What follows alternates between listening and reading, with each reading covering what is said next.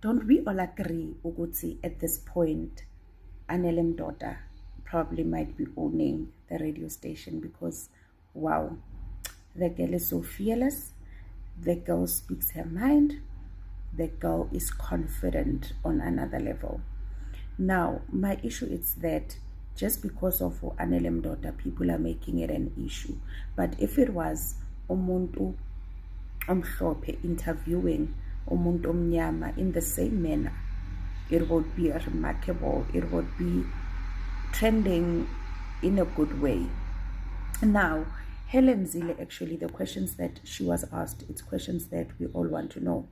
As umuntu who's spreading when you are not for corruption, but yet we're seeing allegations of you having been accused of corruption.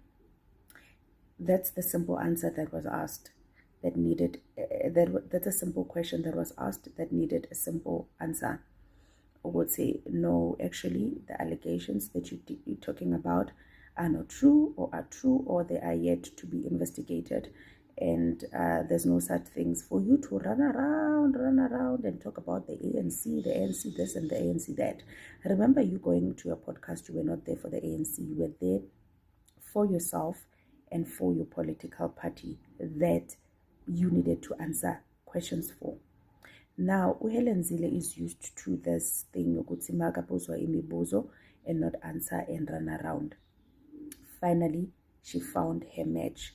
And yes, was Anele Mdoda, emotional? Yes, she was, because now Helen Zille kept on undermining her intelligence in terms of how she was asking the questions, and now Helen twisting the questions that were asked to make them seem as though Anele was saying that she was indeed corrupt, of which she did say that the allegations that were brought forward and that are also in the public eye that me and you are aware of, so there was nothing new there.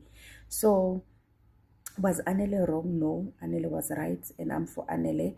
And wonke umuntu is corrupt.